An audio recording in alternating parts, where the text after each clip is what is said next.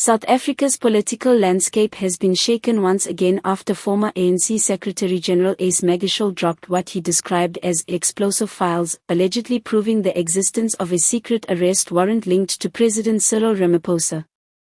The revelation, delivered during a heated press briefing in Johannesburg, has sent shockwaves across the country and deepened speculation about fractures within the ruling ANC. Magashule, who has long been at loggerheads with Ramaphosa and the reformist faction of the ANC, claimed he was in possession of documents suggesting that high-ranking officials within state institutions had prepared files implicating the president in serious financial misconduct. According to him, these so-called arrest warrant files were deliberately buried to shield Ramaphosa from accountability, allegedly with the support of powerful allies in the justice and intelligence sectors. This is not hearsay. These are documents, signed and stamped, that indicate a coordinated effort to protect Cyril while targeting others like me, Magashule declared.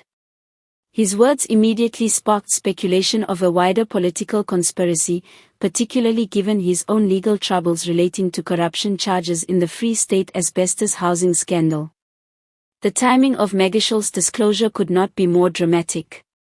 With South Africa already grappling with economic instability, service delivery crises, and internal party divisions, the suggestion that the sitting president might be linked to hidden arrest warrants is fueling both public anger and political theatre.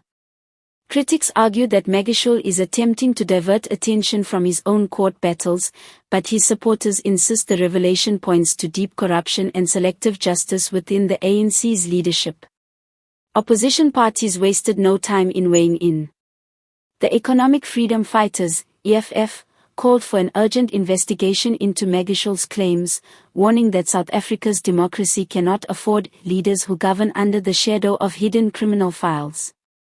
The Democratic Alliance, DA, on the other hand, accused both Magashule and Ramaphosa of weaponizing state institutions for political battles, insisting that Parliament must demand clarity from law enforcement agencies. Meanwhile, the presidency has issued a firm denial, branding Magashule's remarks as reckless and unfounded.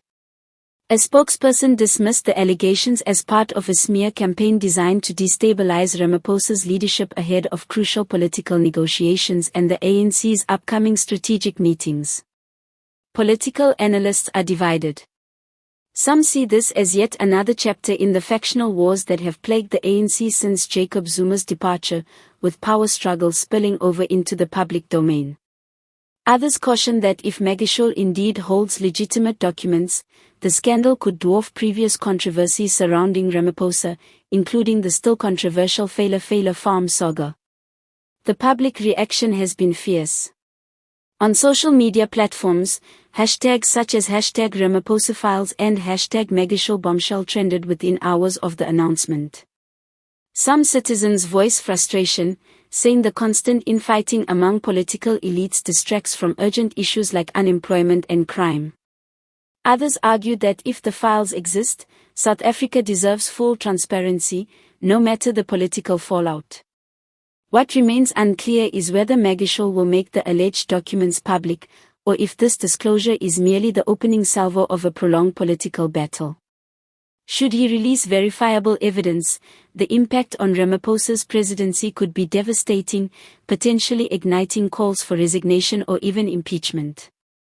For now, the ANC finds itself in yet another storm of scandal and mistrust. As South Africa watches this political chess game unfold, one question looms large: is this the beginning of Ramaphosa's unraveling, or just another dramatic twist in the ANC's never-ending internal war?